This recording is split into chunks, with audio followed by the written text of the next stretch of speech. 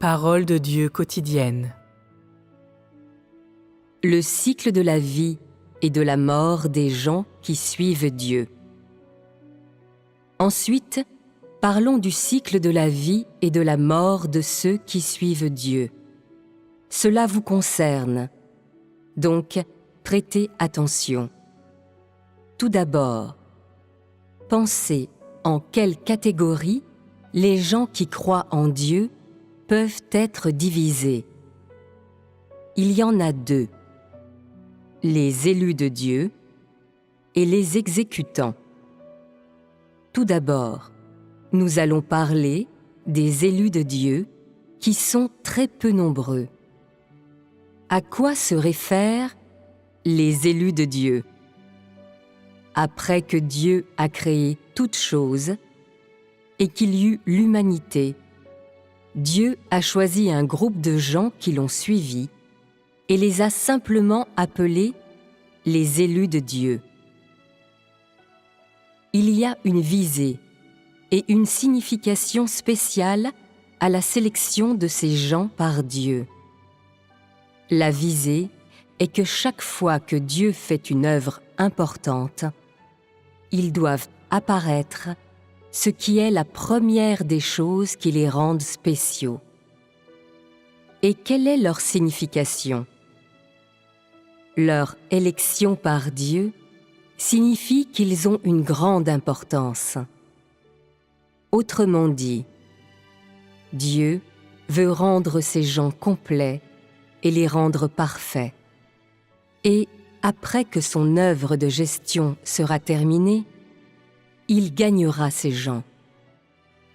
Cela n'est-il pas une grande importance? Ainsi, ces élus ont une grande importance pour Dieu, car ils sont ceux que Dieu a l'intention de gagner.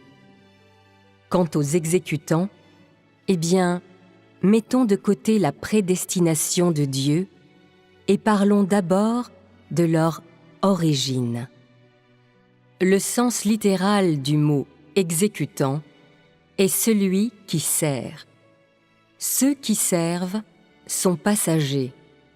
Ils ne le font pas à long terme ou pour toujours, mais sont embauchés ou recrutés temporairement. La plupart d'entre eux sont élus parmi les incroyants. Quand ils viennent sur la terre, il est décrété qu'ils assumeront le rôle des exécutants dans l'œuvre de Dieu. Ils peuvent avoir été un animal dans leur vie antérieure, mais ils peuvent aussi avoir été l'un des incroyants. Telles sont les origines des exécutants. Revenons aux élus de Dieu. Quand ils meurent, les élus de Dieu vont quelque part complètement différent du lieu des incroyants et des différents gens de foi. C'est un lieu où ils sont accompagnés par les anges et les messagers de Dieu, un lieu qui est personnellement administré par Dieu. Même si, dans ce lieu, les élus de Dieu ne peuvent pas voir Dieu de leurs propres yeux, c'est un lieu comme nulle part ailleurs dans le monde spirituel. C'est un lieu où cette partie des gens vont après leur mort. Quand ils meurent, eux aussi sont soumis à une investigation rigoureuse par les messagers de Dieu. Et qu'est-ce qu'ils investiguent?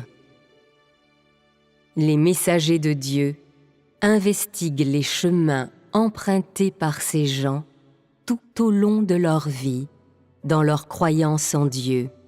Si oui ou non, pendant ce temps, ils se sont déjà opposés à Dieu ou l'ont maudit, et si oui ou non, ils ont commis des péchés graves ou du mal.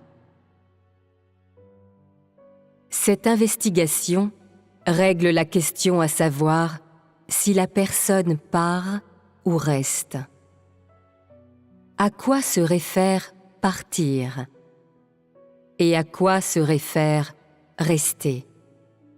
Partir fait référence à savoir si, en fonction de leur comportement, ils restent dans les rangs des élus de Dieu.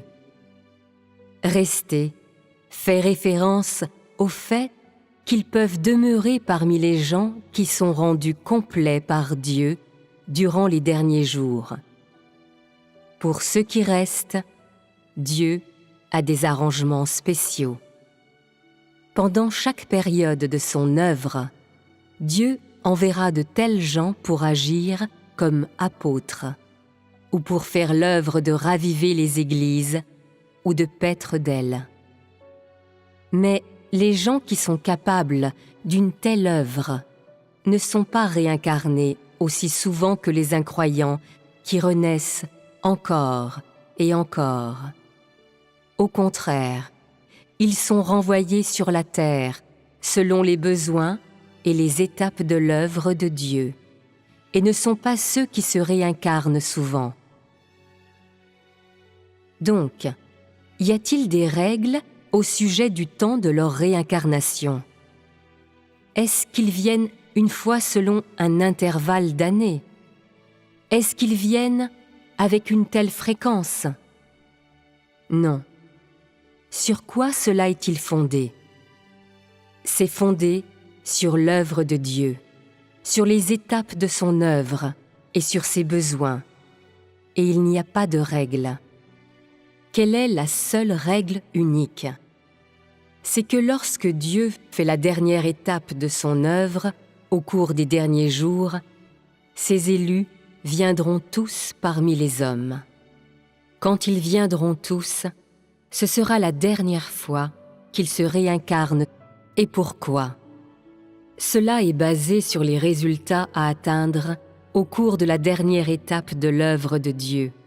Car durant cette dernière étape de son œuvre, Dieu rendra ses élus tout à fait complets. Qu'est-ce que cela signifie? Si durant cette phase finale, ces gens sont rendus complets et rendus parfaits, alors ils ne seront pas réincarnés comme avant.